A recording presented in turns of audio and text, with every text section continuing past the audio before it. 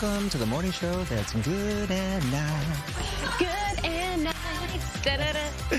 Good day, LA. At 7 a.m. I'm Bobby Castro. And I'm Jen Lammers. Let's take a look at your Wednesday morning headlines. We'll start with Gigi. Terrifying moments for a couple in their 70s as they're held at gunpoint in a home invasion in Woodland Hills. We're live. And President Trump arriving in Davos, Switzerland, as he continues his quest for Greenland. We have more on his message at the World Economic Forum coming up. Would you risk everything to be beautiful? Yes. You do that every day. Yeah, right? Well, that's the premise in Ryan Murphy's new series, Beauty. It poses that very question. You're going to hear from the cast. They look beautiful, don't they? And speaking of beautiful, Maria. I mean, we put on these high heels and walk outside.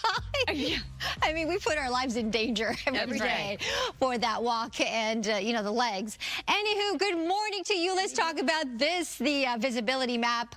We're looking at some busy conditions out there. Clouds, we've got the marine layer and the fog, reducing visibility down to nearly zero in Burbank. Definitely less than a quarter-mile visibility in areas where we have that dense fog advisory. So I'll go over that in just a few moments. But just please exercise caution as you head out on the road. 37 degrees currently in Victorville. It's 49 in Pasadena, 55 downtown, 56 in Santa Ana, 27 in Big Bear to that 51 in Palm Springs. We're still on track for some shower chances beginning as early as late tonight into tomorrow and Friday. So we're adding the clouds. So kind of a mix of sunshine and some clouds out in the desert areas.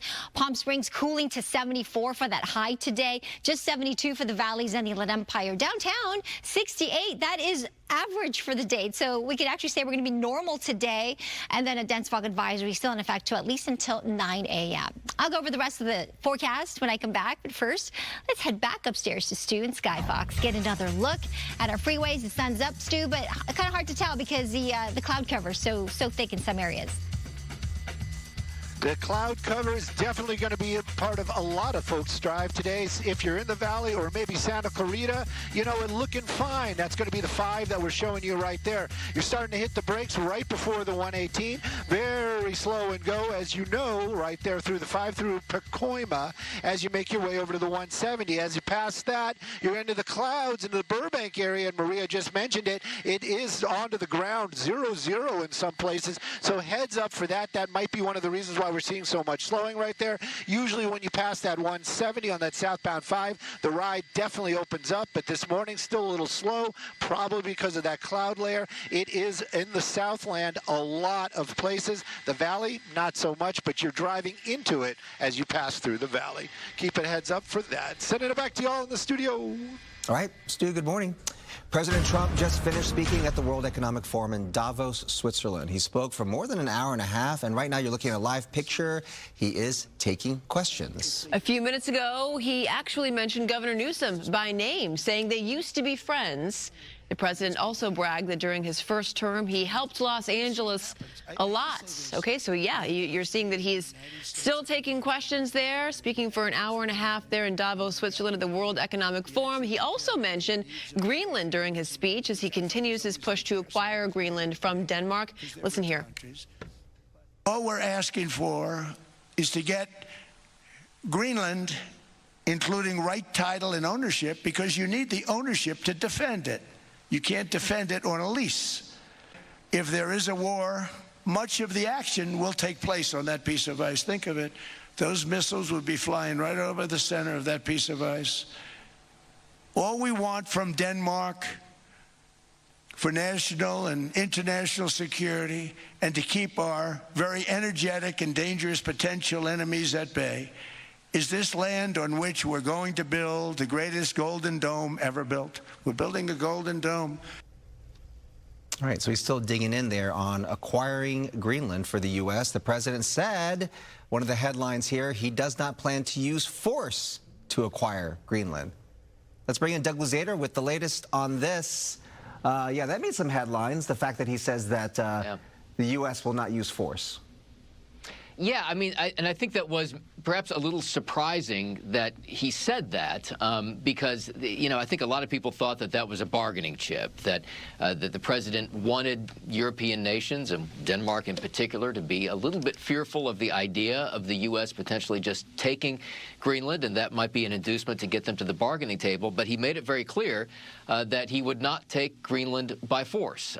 So that probably led to a quiet sigh of relief around the room there in Davos. But he also really made clear just the level of interest that he has in Greenland and its strategic value. He says all he's asking for is Greenland. Well, that's a pretty big ask. How he's going to get it still remains to be seen. And, President Trump also had some not so nice things to say about our European allies there at the World Economic Forum. We heard I think this was about a day ago, Governor Newsom here saying that these European nations should, in his words, grow a backbone and stand up to President Trump. And then we heard President Trump evoking Governor Newsom's name. Were you surprised to hear him talk about Governor Newsom during his address? Well, perhaps not, just given how vocal Newsom was from Davos, and he was there before the president got there. He was very critical of European leaders, well, somewhat critical of European leaders for not doing enough to stand up to the president. And, I think that certainly drew the interest of the president, and it's probably why the president specifically mentioned him, talking about the fact that they once had a good relationship, now not so much. It's no secret to anyone why Newsom might be there in Davos. Given his political aspirations, or what we believe are his political aspirations. But yeah, the president certainly gave him some prominence in this speech. All right, we're watching to see how investors are reacting to this today. Yesterday, Doug, we had a giant sell-off there, the biggest sell-off since October. And maybe some of the president talking today and talking about no military action on Greenland maybe ease some fears? May ease some fears, but there are still these fears about the tariffs and what's going to happen if those are instituted.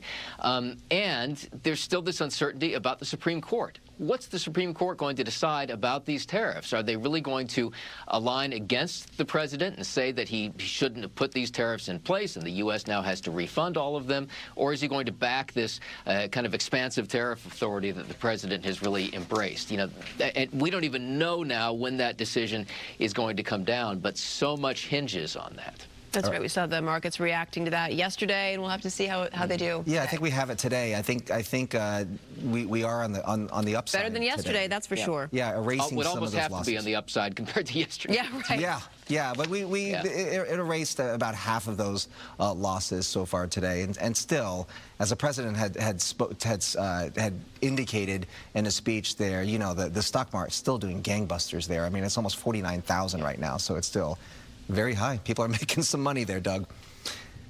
Yeah, and listen, I think that underscores what the White House has said about this, that the president is very much going to deliver an economic message at Davos. And a lot of what he talked about, did touch on the economy, talking specifically about efforts to make, homes more affordable and, the big affordability push coming from the administration ahead of the midterm elections. And this is something that the president's chief of staff has indicated the president is really going to touch on with a lot of travel in the weeks ahead, laying the groundwork for those midterms. All right, Doug Luzader for us there in Washington. Thank you. Thanks, Doug. Thank you. Well, we're following breaking news here at home. An elderly couple, the target of a home invasion robbery. Gigi Graciette is live in Woodland Hills now with the latest on this. Good morning. Jen and Bob, good morning. Good morning, everyone. Imagine being held at gunpoint at one of the homeowners, the other sleeping and woken up to a man with a gun while another one was armed with a knife or scissors. Just some terrifying moments for these homeowners here in Woodland Hills. Take a look. This happened late last night before midnight at a home in a residential neighborhood just off of Fallbrook, not far from Ventura Boulevard.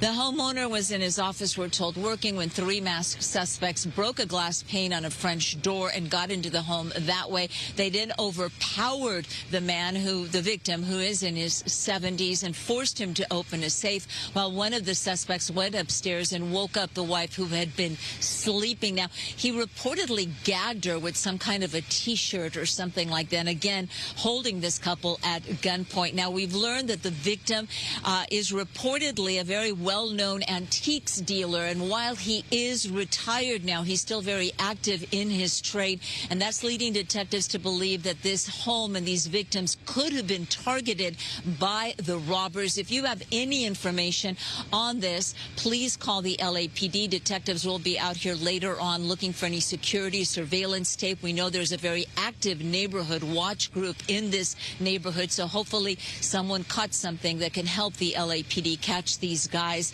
The homeowners, thankfully, were not hurt physically, at least, and the burglars, robbers, reportedly got away with tens of thousands of dollars in cash and jewelry. Reporting live in Woodland Hills, I'm Gigi Graciette. Back to you. Terrifying ordeal. All right, thank you, Gigi. Meantime, doctors have released new screen time recommendations for kids. We have everything parents need to know coming up. Also, scary moments for people in a local laundromat when a man with a machete storms inside. We have more on what sparked that confrontation. But first, let's get to Coco. She's getting her game on in Culver City.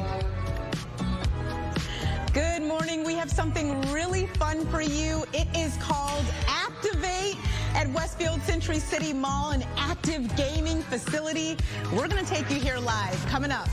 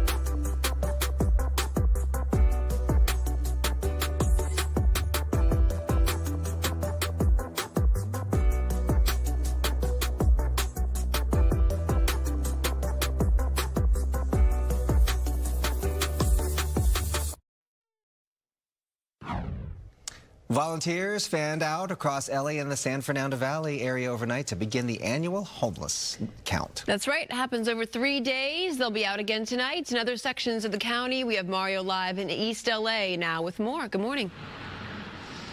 Jen, Bob, official numbers from the count say that homelessness is down over the last 2 years it was done, but the unhoused here in this East LA area we're speaking with say they don't agree. Here at this encampment, you know, it might depend on the area where you're at, but in this area, the unhoused say that's not how they feel, and some have been living on the streets here for years. Now, take a look. We want to show you the launch of that 3-day count as it began yesterday. We can tell you that volunteers fanned out across Metro LA, Skid Row included here, along with neighborhoods throughout the San Fernando Valley and Santa Clarita Valley. Walking block by block, they're counting tents, makeshift shelters, RVs, and people sleeping on the street. Now, that tally providing a snapshot of homelessness across the greater LA region, numbers that help determine how much federal funding is received for shelter and services. Last year's count showed that homelessness dropped more than 3% in the city of LA and 4% countywide, with a record number of people being placed into permanent housing.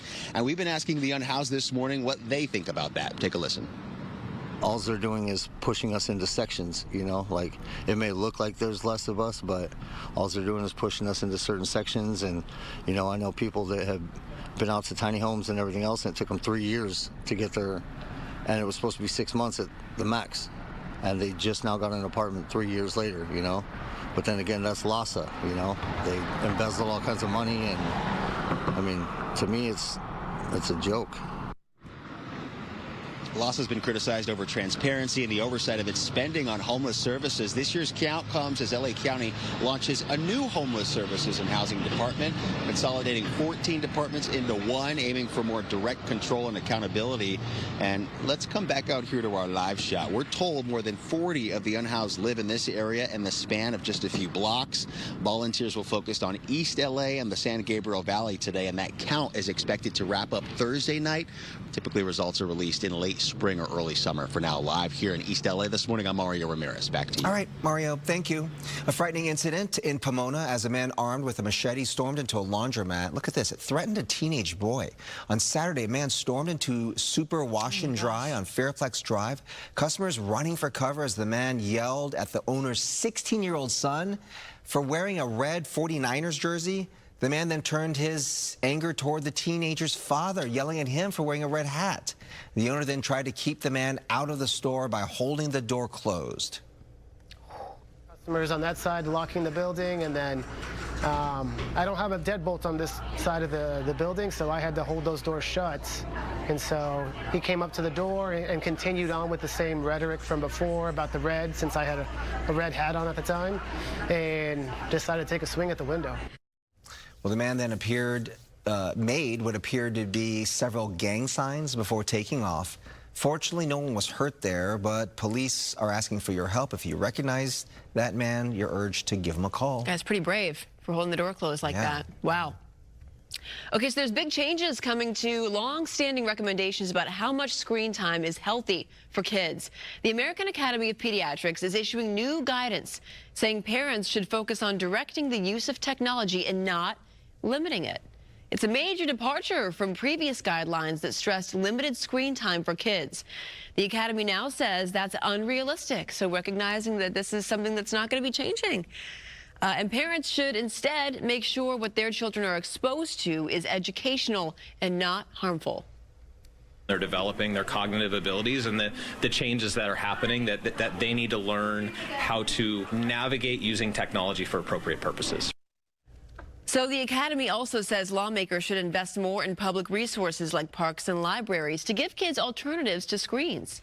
I think it's also maybe the Academy of Pediatrics, and I'm sure that maybe they do, needs to make it a bit more clear as to what would be considered educational versus what's more for entertainment, because there's a ton of, for example, for, you know, kids, for toddlers. Like educational toddlers programs. To 4 years old. There's a lot of educational programs they can use in their tablets. Right. So what would be considered, you know, educational versus strictly entertainment and brain candy? It's so tough for parents, and I've seen, like, in a restaurant before, a kid was just kind of going crazy or whatever, and the parents handed the kid a tablet. It's sometimes the only way. And the kid was just mesmerized like this. I was like, wow. I will never, you know, dog on a parent for letting their kid watch the iPad while they're at dinner. Absolutely. Yep. And it's good for the other patrons, too. It is. What do you want? A kid throwing their spaghetti all over the place? Or do you want listen, that's okay with moderation, like the American Pediatrics say. But yes, Jen, there's actually different groups that give the stamp of approval, parents a stamp of approval when it comes to different apps, different sources of entertainment, if you will, or educational programs for children. So there is that you can definitely investigate. But yes, I, for one, agree that we need more parks. More access to gyms. Our local gym is always closed for some reason right after school. I don't understand that, but okay.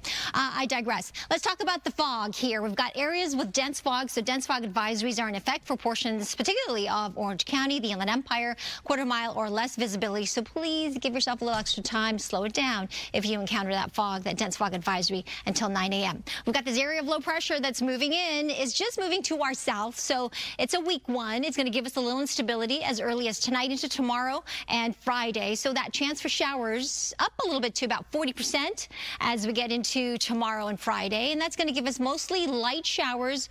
Occasionally, some of the models are pointing to an isolated thunderstorm or two. So there's that small chance, but really widespread, or rather scattered light showers, not as widespread as some of the other storms we've received so far this season. So this is a beneficial rain that we are expecting tonight, tomorrow into Friday. 68 degrees for downtown LA today. That is average for the date, and the first time in more than a week and a half that we're actually going to be at average or even below as we get into tomorrow. Here's your day planner for Thousand Oaks. Those clouds increasing, temperatures noticeably cooler in the 60s. Big Bear, 39 degrees at the 9 a.m. hour, and we're going to look for a mix of sun and clouds, mostly clouds, and those temperatures staying in the low 50s. Anaheim, similarly with the cloud cover, getting to around 66 at 2 o'clock this afternoon. All right, stay with us. I will have the rest of my forecast, more weather and traffic and news after this break.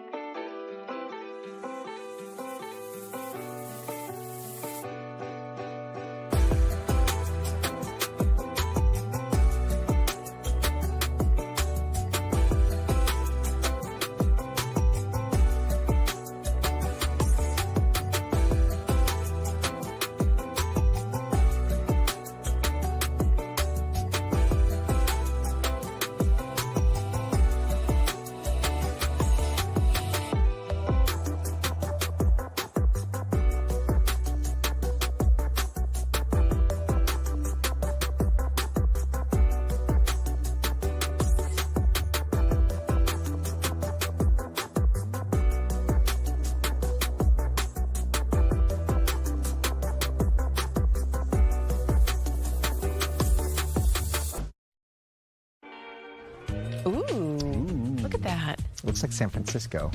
Looks like modern art. Right? Yeah, we have some Wow. fog this morning, low clouds, and a change in the forecast here with a chance of rain over the next couple of days. Sweatshirt weather. That's right. Nothing like a nice nubby sweatshirt. What? A nubby sweatshirt? You know, like those old sweatshirts? What's a nubby sweatshirt? Like where you can grab onto like the balls or whatever? Like the, you know, like the pillar? It's like the pilling? Pilling, right. Pilling. When it comes like, it feels nice and comfy the and pilling. nubby. A nice pilled sweatshirt. All right, now let's talk about this. Who says gaming has to involve sitting your butt on the couch all day? How would you like to enter the game? By jumping, running, or climbing, Right. still staying active. This takes like immersive to the next level. Yeah. We've got Coco live in Culver City at Activate. This is the world's first active gaming facility, Coco. Good morning. In the future. Hey there, this is so cool and so much fun. We are at Activate at Westfield Century City Mall. I am here with Eli now, the store lead. Tell us all about Activate. Look how cool this is. Yeah, so we are the world's first active gaming facility. We have over 65 stores in North America and worldwide. We are currently standing in Megagrid, which is very much like the floor is lava vibe, but think fully immersive technology, which is really what we specialize in. We've got anywhere between 9 and 13 rooms, depending on what size facility that we have, and they're all going to be a blend of either physical immersion or mental stimulation while you're working through puzzles, and you're really working as a team to like get together, solve the puzzle, beat the room, and escape essentially. I love it. I think we should join this game. Tell us about the game that's underway right now. So currently, we've only got a few seconds left. So we've got 15, and then you've got 16 over there, right behind you, Angel. 17's right there. Yes. 18. Oh, we're just too slow. We were so close. In this game, you're really just trying to get from the 1 to the 20 to knock out all the tiles. We're about to lose all light in this store too, or in this room. But your goal is to really just knock out all the tiles while avoiding the red and working together as a team to end up on the green and not the red like we did today.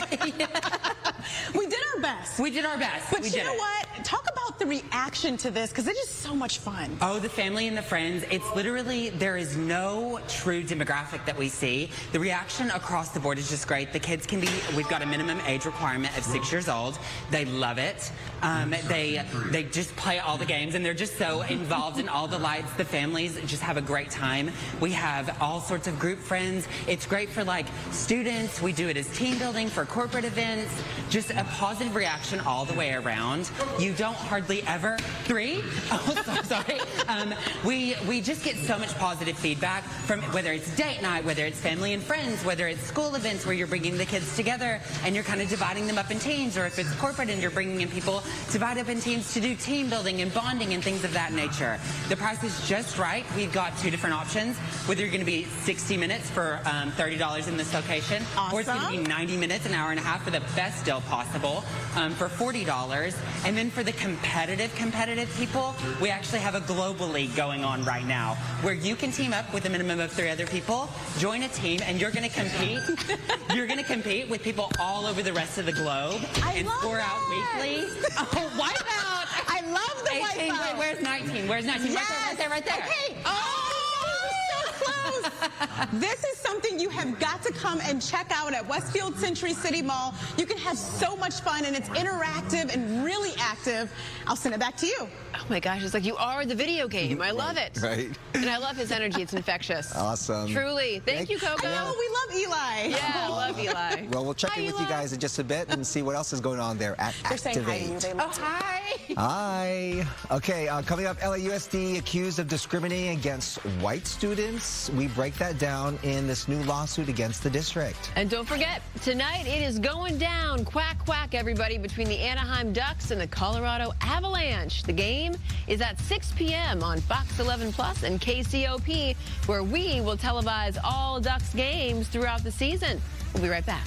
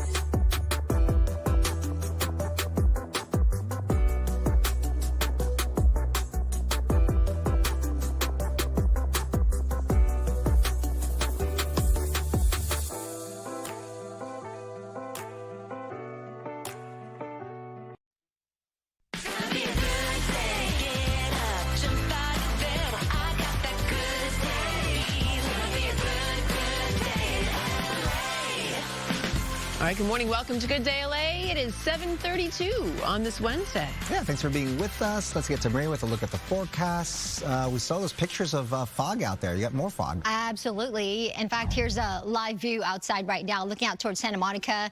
A bit of that haze. I was out there last night, out and about, and it got cold. Like everybody was saying, winter's back. What happened? Where'd summer go? Definitely, the change was on yesterday, last night. And we did warn you about it. And it's all ahead of an area of low pressure that we're watching just offshore. So temperatures are going to cool down. In fact, we're feeling it. 54 degrees in downtown LA currently. The winds are mostly calm, and the winds have shifted from offshore the last several days back to an onshore. And when we get an onshore flow, then we get the marine layer and that cooler sea breeze. So we're going to break the cycle, I think, of these red boxes on the calendar. A week and a half now of above average high temperatures. I think today we'll get to average, maybe even slightly below. We'll wait and see. Otherwise, we are looking forward to the rain. We had 4 days of rain to start the month, and I think we're going to end the month, well, at least this week anyway, with a couple of days of possibility of some light showers. 68 is what we're expecting today. That is the average for the date. That sun will set at 5:13, a little bit earlier each day. Like I said, our daylight hours are growing longer each day now. 69 in Santa Clarita for the high temperature this afternoon. 72 in Woodland Hills. 70 in Ontario. So big difference, right? No more of those 80s. 70 in Corona. 65 for the high in Santa Ana to just 74 in Palm Springs. When I come back, I'll show you the 70 forecast plus your pictures and today's TV shout-outs. First, though, let's go back up to Stu and Sky Fox, get another look at our freeways and that commute this morning. Hey, Stu, what's going on? Hey, Maria. Good morning. What's going on? We got a little traffic to talk about. That's going to be the 118 that we're looking at down there. That's the Simi-San Fernando connection. We're in the Porter Ranch area and eastbound, westbound. Woo, look at that. If you drive the 118, you know what I'm talking about. If you're going 65, you better get in the slow lane because this is the drive. Take a look at that. Moving along super well from the 405 to the Santa Susana Pass. That ride is fantastic. If you're going to keep that eastbound pushing past the 405 on that 118, just keep in mind there's a little bit of slowing on that transition to the 5 southbound, and then it dead ends over there by the 210. But either direction, that 118 this morning looking like a fantastic drive through the valley. No cloud problems out here. Sending it back to y'all in the studio. Good morning, Bobby and Jen. Beautiful shots, Stu. Thank you so much. A federal lawsuit claims LAUSD is discriminating against its white students. A conservative group is suing the LA Unified School District over its decades-old desegregation policy. We have Brooke here with all the details on that. Good morning. Hey there. Good morning. Yeah, this is a 1970s era policy when the district was court-ordered to desegregate and improve conditions for students of color. It was meant to correct some of the harms of segregation and bring resources to underserved schools. The people suing, though, say this discriminates against white students. The policy in question provides smaller class sizes and other benefits to schools with predominantly Hispanic, Black, Asian, or other non-white students, and that actually makes up the majority of schools in the LAUSD. This new lawsuit alleges the policy violates the Civil Rights Act of 1964 by denying white students equal access to educational resources and opportunities. The conservative group in question is actually based in Montana. They're called the 1776 Project Foundation. It's a group that opposes racial preferences in education. Thing is, the decades-old court order that put this policy in place was an effort to do just that, fight back against racial preferences of white students in education. This morning, the New York Times is reporting that 1776 Foundation president says the group does not believe that court order is relevant anymore to present day. We also have a statement from an LAUSD spokesperson. They are not commenting on any pending litigation, but say, in part, Los Angeles Unified remains firmly committed to ensuring all students have meaningful access to services and enriching educational opportunities. Back to you. So the lawsuit alleges, Brooke, that this policy, as you said, it's decades old, is no longer needed? Yeah, that's right. I have the lawsuit printed out right here. 16 pages or so. The very first page of this lawsuit says racial equality is, quote, now firmly rooted in the hearts and minds of most Americans. It's interesting, though, the U.S. Government Accountability Office actually released a report in 2022 finding most public schools in the U.S. actually never fully integrated, including here in California. The report found public schools are still highly segregated among racial, ethnic, and socioeconomic lines. So the argument there is so much work still needs to be done to serve all students equally. The Trump administration, though, has its own argument. Officials have recently been pushing to lift civil rights era movement school desegregation court orders, calling them obsolete and unnecessary. All right. We'll be following that, Brooke. Thank you. Thank you.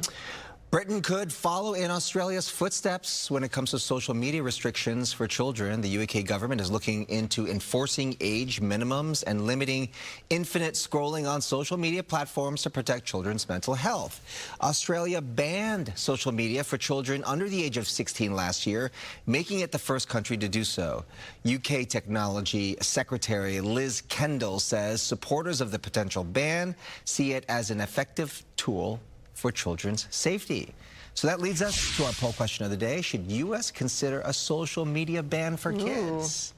Yes, it's necessary. No, it's an overreach and the parent's job, not the government to regulate.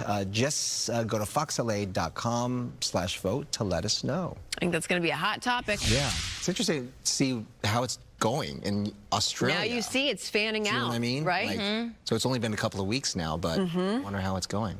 After yesterday, I need a ban. With all the news happening yesterday, all the memes happening, I need a ban. Yeah, it's a lot. It's been a lot in the timelines there. Phone to lock itself. Good morning to you. Entertainment is sponsored by Yamaba Resort and Casino. In a world of cryptocurrency, and even in the year 2026, even when it comes to the biggest companies in the world, nothing beats cold, hard cash, baby. And Netflix has sweetened its deal to buy Warner Brothers Discovery. The new and simplified offer makes the deal. This is very The Godfather. I'm going to make you an offer you can't refuse, okay? $72 billion in cash. Take it or leave it. Well, looks like they're going to take it. The board of both companies approved the new all-cash deal. The original offer was for cash and stock, with a total value of about $82 billion. And I thought they were leaning toward approving it anyway. Right, but they're now the cash component of it all. Like, hey, you know, very similar to other real estate around town. You can have the biggest banks back you for a loan, but when somebody comes in there and says, we're going to sweeten the pot, make you some cash shoppers. Yeah, It's like, I can see that. Can't say no. You know, cash is king. Cash rules everything around me. Wish I had it. Right. Got some cash. How many times do you go someplace and they'll say, we don't take cash? Oh, all the time now. Credit card or And I Apple don't carry Pay. cash. That works out just fine. It works out for you, yeah. The Grammys are a couple of weeks away, and one of the performers is going to need some espresso before hitting the stage. But I mean, hey, that's the life of a showgirl after all.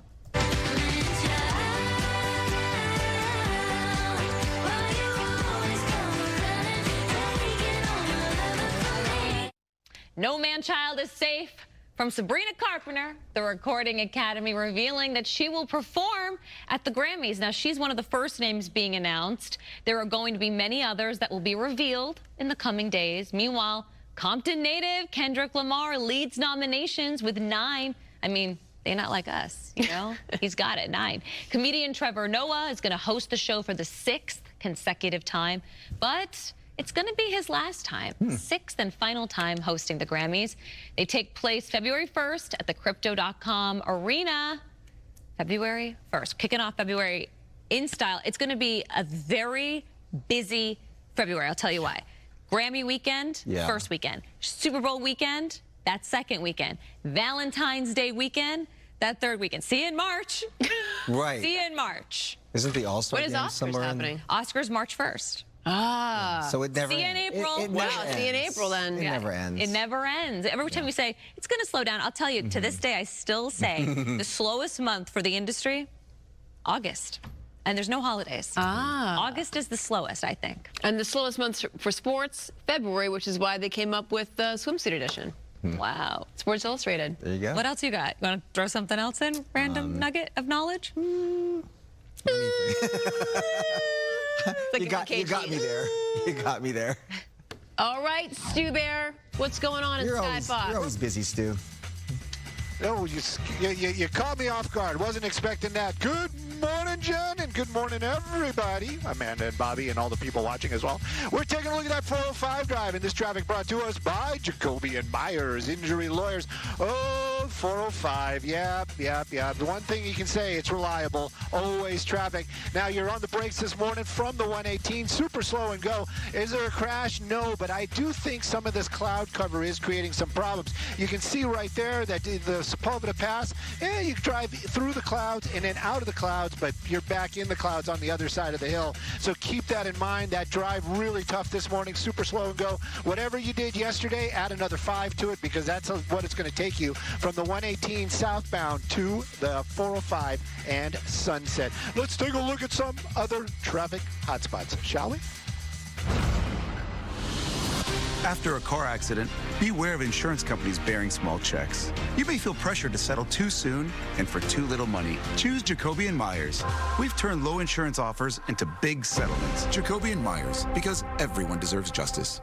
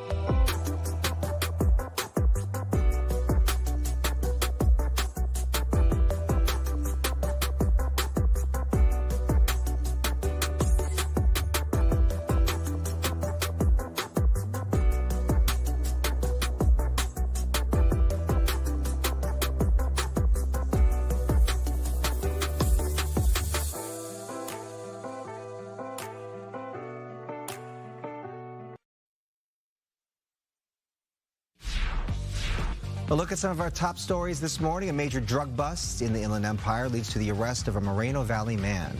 Authorities seized about 350 pounds of meth, multiple firearms, and cash linked to a Mexico-based drug trafficking ring.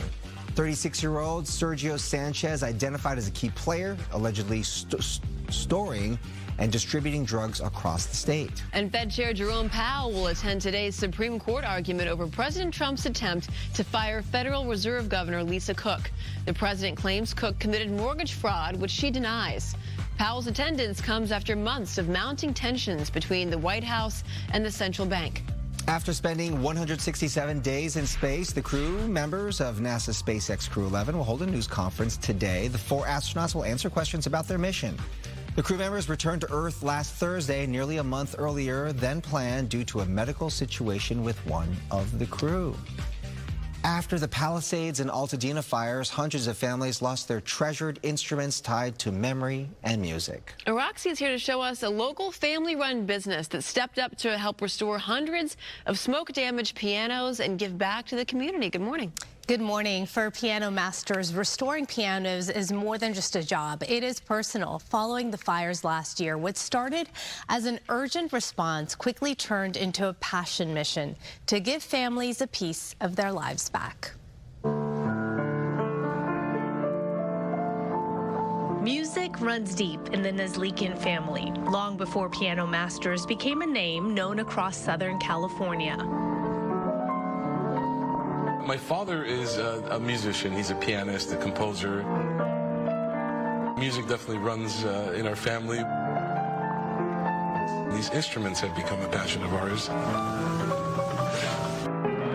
That passion turned into Piano Masters, founded in the late 70s and built on hands-on craftsmanship. This started with my father and his 2 brothers. Piano Masters was originally opened in Fresno. Today, they rebuild, restore, and customize pianos for everyone, from families to world-famous artists.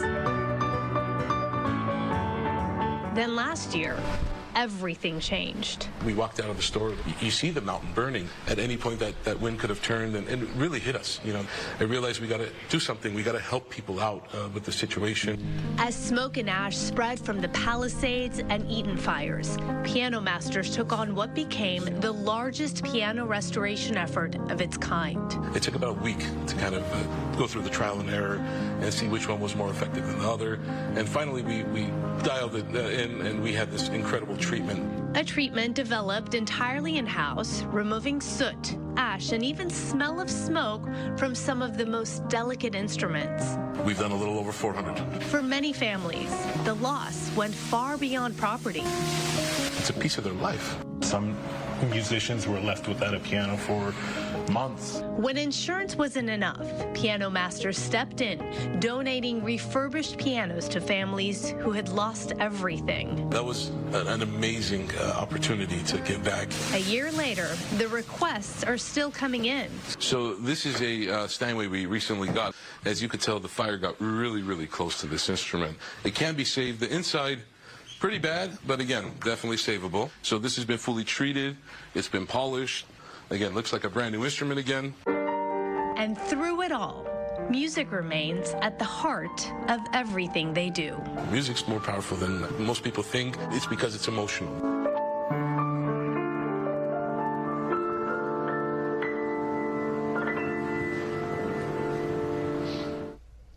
Restoring instruments and hope, one piano at a time. As you see, their work is meticulous, involving months of rebuilding and repairs. And one of the biggest challenges is really removing the smell. Oh, yeah, that's right. We've been out covering fires in our career. You can still smell it out there. It takes so much. Sometimes you can't remove the smell. So that's been the biggest challenge. But as you see, they've refined a process, and they're considering to patent it. Wow. Oh, wow. Yeah. Wow. You say rebuilding or restoring, but it almost seems like building an entirely new piano. Yes. I mean, if you ever opened up a piano and saw the guts inside, I mean, to get in there, I can't even imagine. Such a niche thing to do, right? Yes, truly. And it's a family business, which makes it so much more special. Wow. Right. But, you know, they helped out 20 families who couldn't afford anything. And they were able to give them some pre-owned pianos. That's a gathering place, as a right? community, The piano? yeah, to help the community. But 400+ instruments, and the calls are still coming in. Wow. There's a need, for Beautiful sure. craftsmanship, really. Yes, it is. And I'm jealous, because I know you play. Not well, but I... No, but you play. You play well. Bobby's played the Aladdin song when I went over one time. A whole new world. You did. I think we sung it. We did. Wow. We did. Yeah. Yeah, Bobby's being very modest. A man of many talents. Yeah, Yes. well, we're He's also Filipinos. got a heck of a green thumb. And he's a good And an designer. artist. And an artist. That's Bobby's right. like, enough about me. It was forced piano lessons. You know what I mean? Like I didn't practice. Yeah, but it. how Now I happy look are back at you? it and You I'm like, appreciate it. I wish I had Yes. practiced more. See? Yeah, exactly. This is what I tell Gus every single day. Listen to Uncle Bobby. So he keeps doing In some things. In some things. And his head grew 3 sizes that day. Oh, boy. Yeah, beautiful story, though, Roxia. Beautiful story. We've got some weather conditions that are changing, and we did warn you about this earlier this week. We've got the marine layer, the clouds, the fog this morning, and, yes, some cooler temperatures. Good Day LA weather is brought to you by My Home Sold. Not as cold as the rest of the country, but we're definitely feeling the change and that cooling here. 23 in Minneapolis for that high temperature today. That's it. Bismarck, North Dakota, 22. We have some lake effect snow again through parts of the upper Midwest. And then we have a rainstorm moving through parts of the south. 46 in Nashville today with that chance for rain. 75 in Tampa. Here on this side of the country, we're going to cool those temperatures down to the low 70s to even the upper 60s today. So we're going to be kind of normal today with our daytime highs. I think January's coming back. Visibility down to a quarter mile or less in these areas shaded in the blue. That is where we're seeing the dense fog, and therefore dense fog advisories are still in effect until about 9 o'clock. Parts of the 5 freeway, again, on that 5 up near the Grapevine, really impeded by the fog. So please be extra careful, please. Parts of the South Bay and along our coastline. Here is that area of low pressure that we have been watching. It's going to move very close to us. It's going to bring us a little bit of instability, so that chance for some light scattered showers. If we get any, it'll be light in nature. Maybe a 1/10 of an inch or so to a 1/4 of an inch. I'll show you some of the projected rain totals. Otherwise, we're going to dry things out for the weekend. And what are you guys doing over there? We're looking at Bobby D's art. Okay, all right, okay. We've got some showers for the early part of next month, I think. So we're going to welcome this shower chance here. Future rain through late Friday into early Saturday.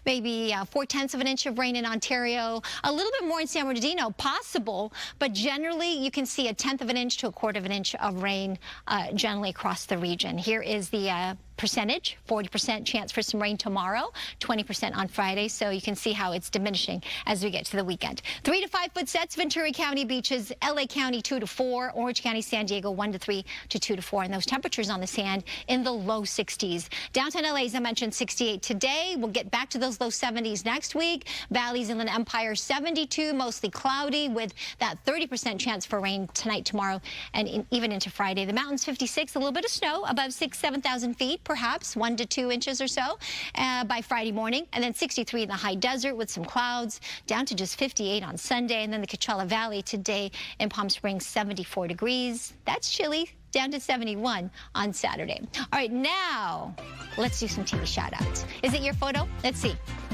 Oh, my gosh. Congratulations. Gold Rush. 12 UAA championship winners there on the hockey skates. I love it. Great photo of the team. And then a beautiful photograph here of this couple. Happy 42nd anniversary to Jerry and Diane Garena. Love, life, and lessons, and definitely to many, many more. Thank you for sending us that photo. Keep those pictures coming. All you have to do is email them to us, tvshoutouts@fox.com. We did this. Okay, now I'll send it back to you. What are you guys doing over there? You are very loud. Sorry. We're looking at his art. I have never seen it before. It's been a while. He's talented. Really good. Let's do a story on him. I only do it for fun. I'm sure there's a lot of pretty amazing. talented people out there. Wow. The Rams will play NFC West rival, the Seattle Seahawks, for the 3rd time this season, Sunday in the NFC Championship game. The team split the 2 regular season games, with each team winning on its home field. So odds makers currently have the Seahawks as 1.5-point favorites. You can see the Rams and the Seahawks right here on Fox 11 this Sunday. We're on at 2:30 with our pregame show, and then again after the game with Sports Wrap. Kickoff is at 3:30. Okay, the happiest place on earth is celebrating the Lunar New Year of the horse, and with a festival and a special food and drink event. So starting Friday through February 22nd, a Chinese, Vietnamese, and Korean-inspired menu of items will be available at both Disneyland and California Adventure. The parks are bringing back some fan favorite dishes and introducing new ones like the tteokbokki. Did I say that right? 5 spice like popcorn chicken. Ooh, that looks good. That does look really good. And coconut pandan donuts. Ooh. Yum. 7:56 is your time. Still ahead after being closed by landslides. There's a new push to rebuild the Wayfarers Chapel. We will tell you where. So beautiful.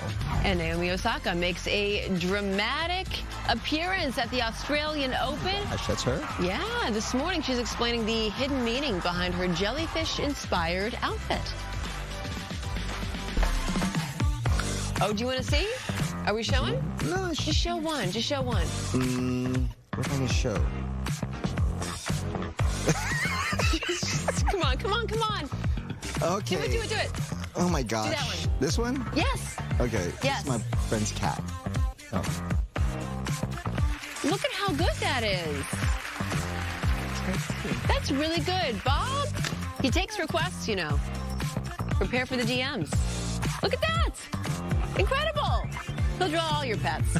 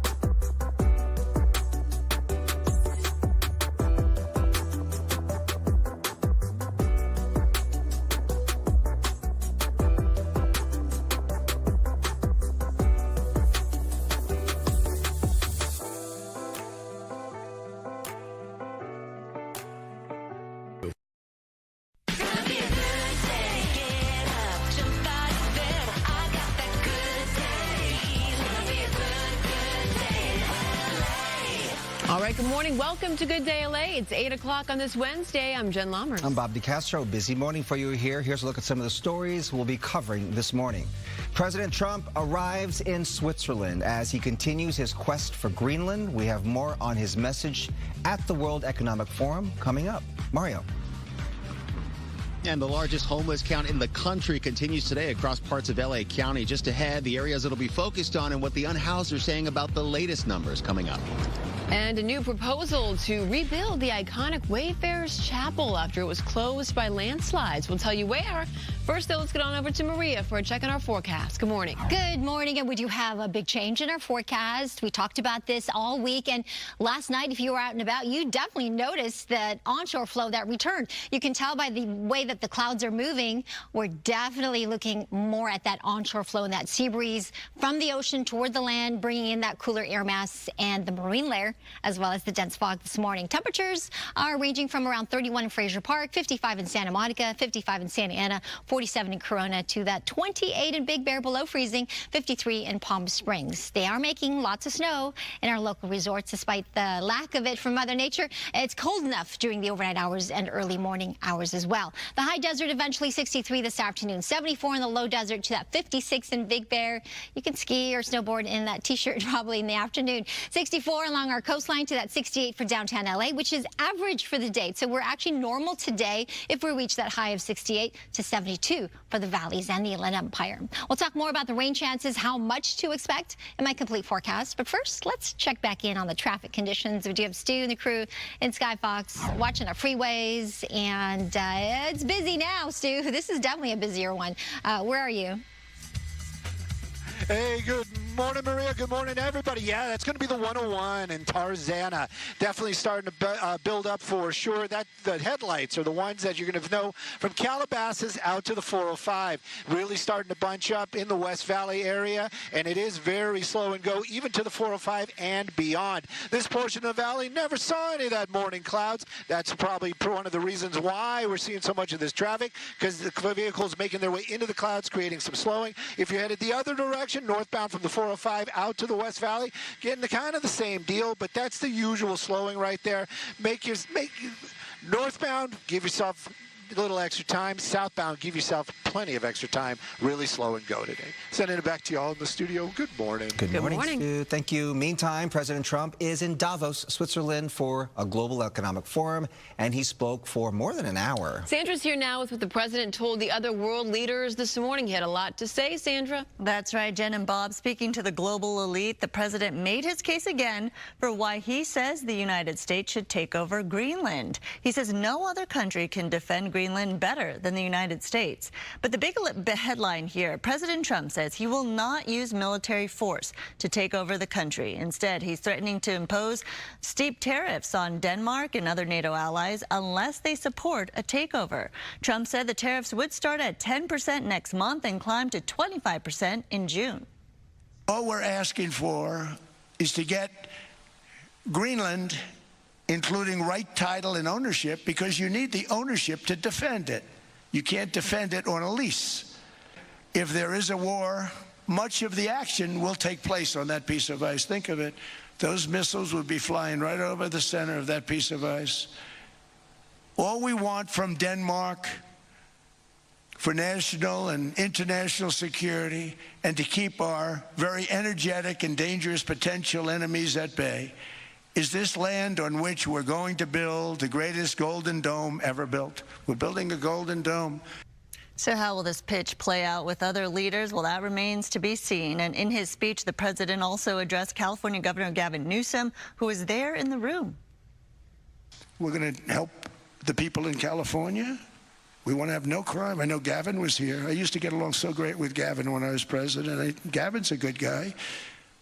And we're going to, if he needed it, I would do it in a heartbeat. I'd love to see.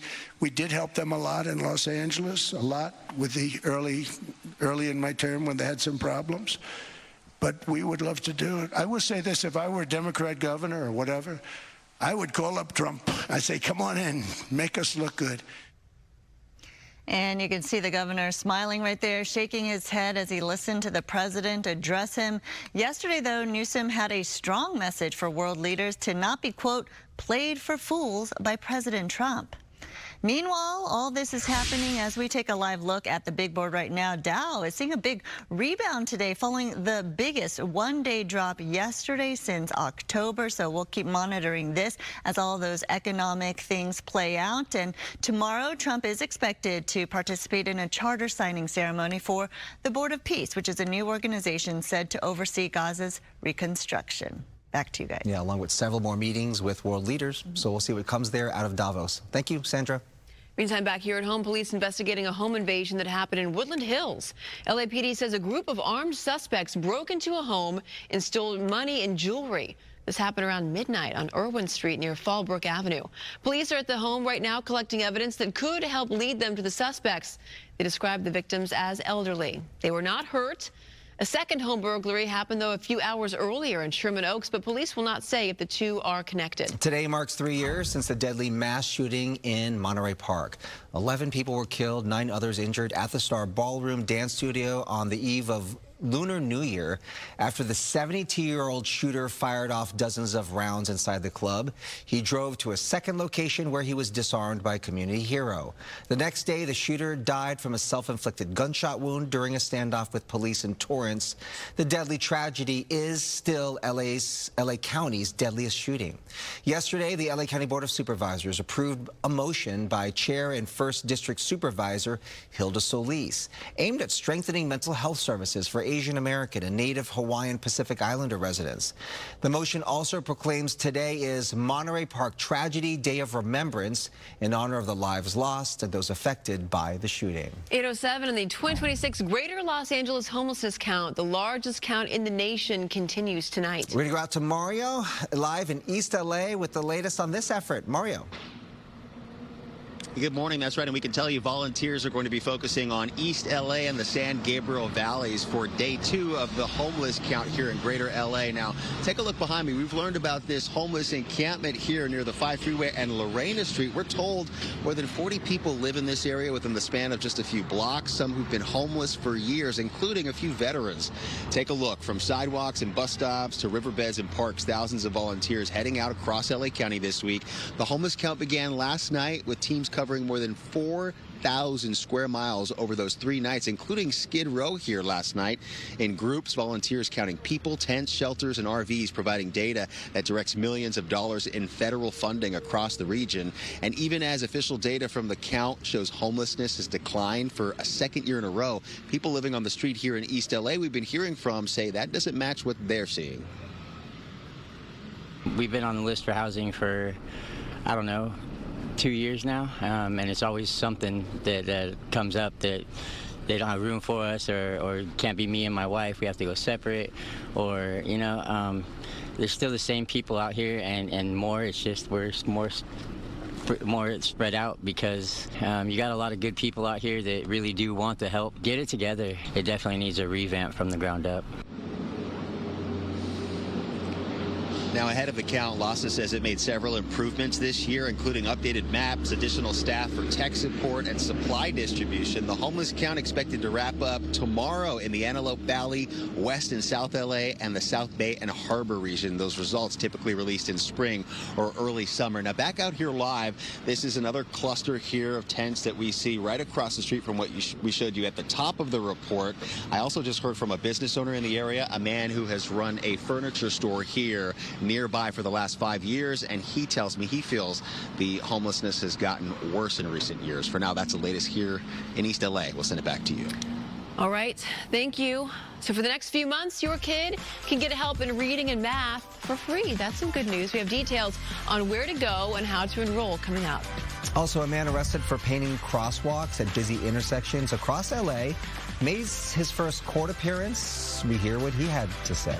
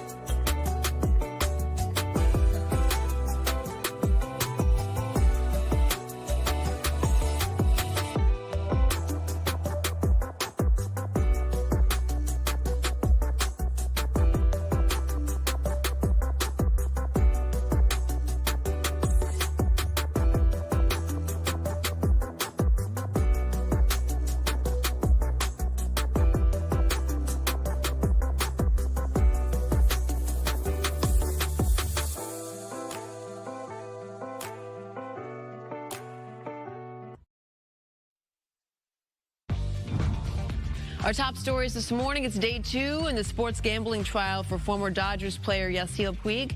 Jury selection started yesterday. Federal prosecutors say he placed nearly 900 bets with an illegal gambling operation in 2019, losing close to $283,000. Actor Timothy Busfield has been released from jail in New Mexico while awaiting trial on child sex abuse charges. A judge allowed his release under supervision.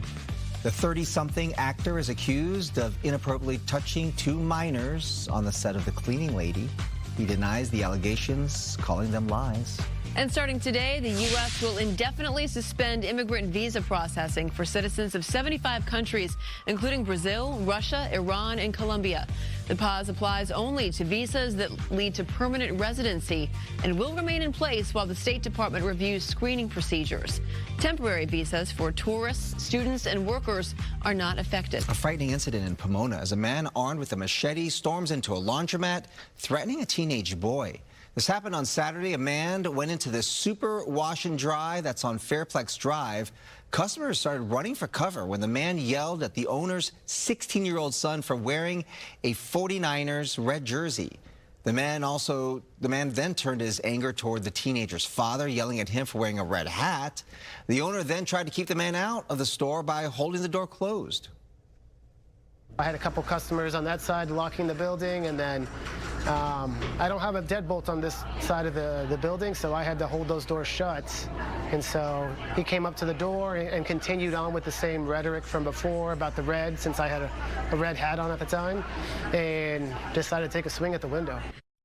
The man then made what appeared to be several gang signs before taking off. Fortunately, no one was hurt. If you recognize a suspect, please call police. A man arrested for trying to improve public safety by painting crosswalks at dangerous intersections speaks after his court appearance. Johnny Hale is with the activist group People's Vision Zero. He was handcuffed and searched for painting a crosswalk last month in West LA.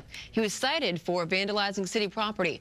Members of the group have been painting crosswalks all across Los Angeles since last May, after they say the city never responded to their request for safety improvements.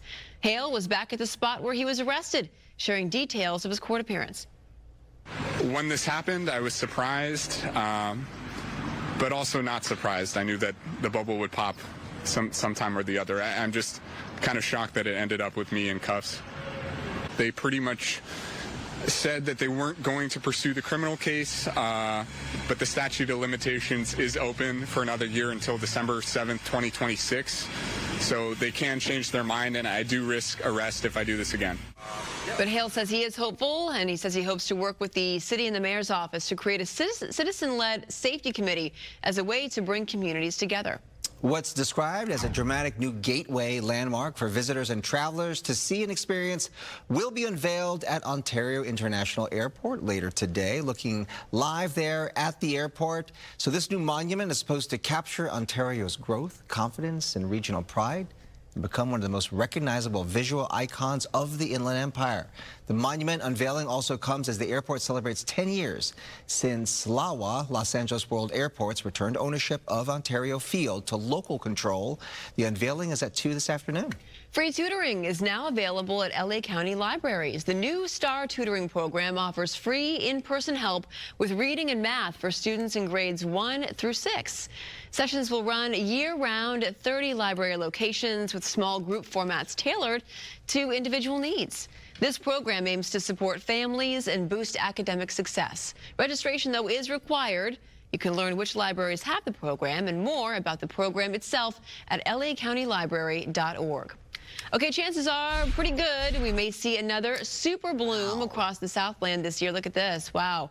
Record winter rainfall could bring an intense bloom of wildflowers in the next few weeks, and Instagram influencers along with that. With the recent warm weather and the near forecast for above average temperatures and low chance of rain could make it a quick bloom or prevent some flowers from opening. On the other hand, experts say if we get another stretch of cool weather and some rain, we very well can expect a spectacular super bloom. But who are we to say any of this? Let's get over to the real expert here, who of course is Maria. And we are expecting a little bit of rain. So I think it's safe to say that we might get a really spectacular super bloom this season. I know Mother Nature's confusing us a little bit. I know in my own backyard, the wisteria is still going. Like it's crazy that at this time, yeah, the flowers are, exactly. Yeah, the flowers are going, yeah, exactly, John. What's going on is right. We are changing things up, though, today. You may have noticed last night how the marine layer came back. We've got the sea breeze and the cooler temperatures. The fog is also with us this morning, so we have some dense fog advisories in effect. All the areas shaded in this blue here until about 9 a.m. So reduced visibility, that's hazardous driving conditions out there, so just be extra careful as you're getting ready to head out the door. And here's what's going on. I've got an area of low pressure. This weak system is going to pass just to our south, and it's going to bring up some of that moisture from the south and southwest. So that's one of the reasons why the snow level is going to stay pretty high, around 7,000 feet to 6,500 feet. Although snow's not completely out of the question. There's about 1 to 2 inches expected for our local resorts, down to around 6,500 to 7,000 feet. But as far as rain goes, it's going to be beneficial rain, anywhere from 40-30% chance for some showers beginning as early as tonight into tomorrow and Friday as that low passes to our south. You can see some of that getting picked up by the radar here, and a little bit of snow, like I said, expected by Friday morning. There are the percentages for LA, 40% tonight, tomorrow, into Friday, 20%, so diminishing chances as we get to the weekend. The weekend does actually look pretty good with a bit more sunshine. Temperatures will rebound back closer to the 70s. But today, 68 for downtown LA. That is average for the day, 73 in Indio. Here's your day planner for Big Bear. Speaking of, around 47 at 10 a.m. with the sun trying to peek through that cloud cover, but it'll stay a little bit more on the sucked in side, low mid-50s later today. Anaheim, similar conditions with those clouds continuing, and then maybe getting up to the mid-60s or upper 60s later this afternoon. Riverside, some partly cloudy to partly sunny skies at this hour, and then more clouds later, a high temperature near 70 degrees. And Thousand Oaks up in Ventura County, getting to around 65 degrees at 1 p.m. Stay with us. We'll have more weather and traffic and news, entertainment, Bob, Jen, everybody, coming up after the break.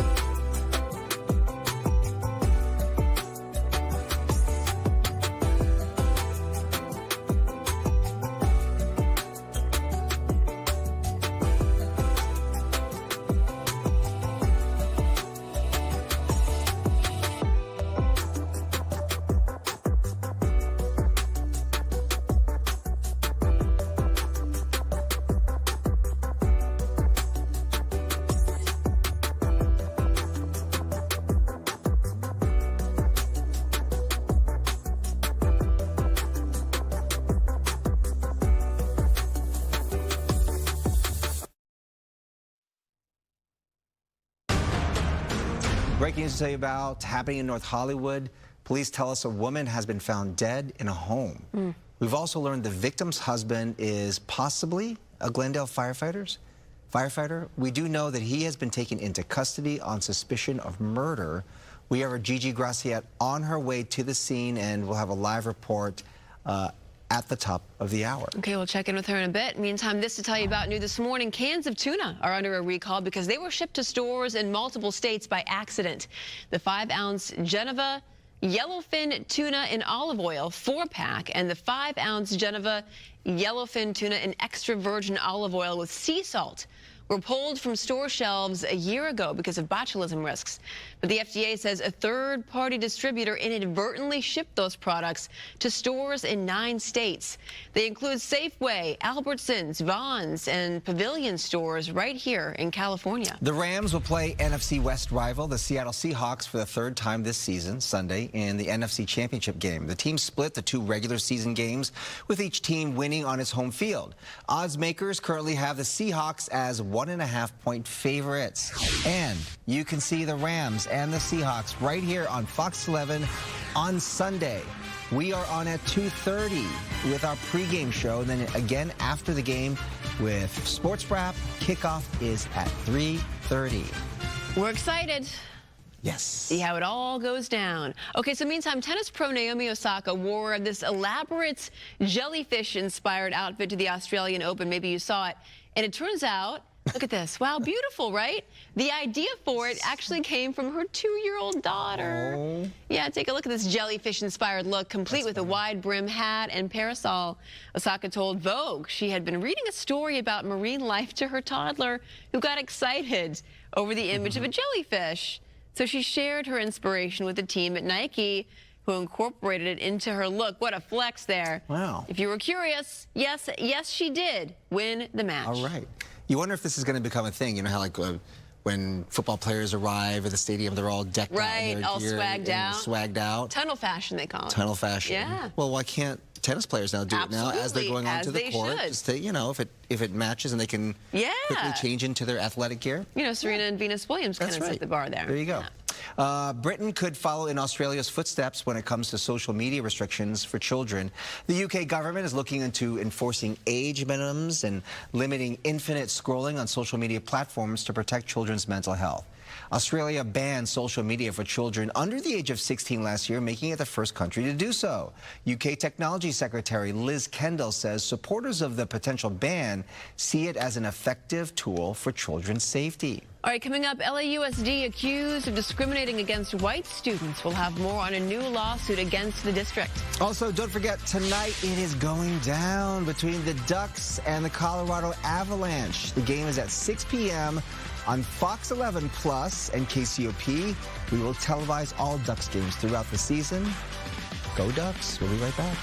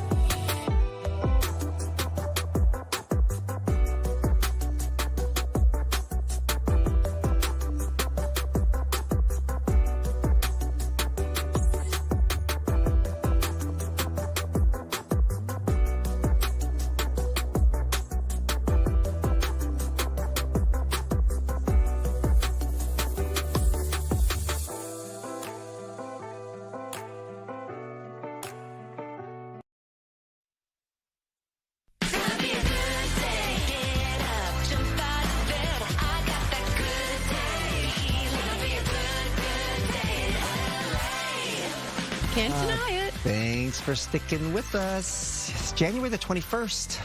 It's only what, 10 more days. No, are we going to say it? I can't believe it's going to be February. Well, wait, today, don't we get into, sorry, all you Zodiac people out there, today, aren't we entering the age of Aquarius? The age of Aquarius. Age of Aquarius. Is it?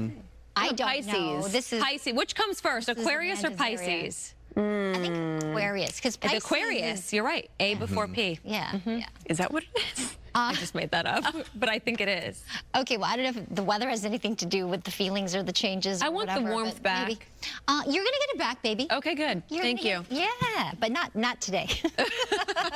Today and tomorrow. Actually, for those who are planning a trip up to the high country, do it today. We are going to get some weather, a little bit of rain tonight, tomorrow, and maybe even a little bit of snow up above 6,500 to 7,000 feet. So the changes are here. The onshore flow, the visibility map you just saw there showed some of that cloud cover and the fog. So light rain chances. For the most part, this is going to be beneficial rain.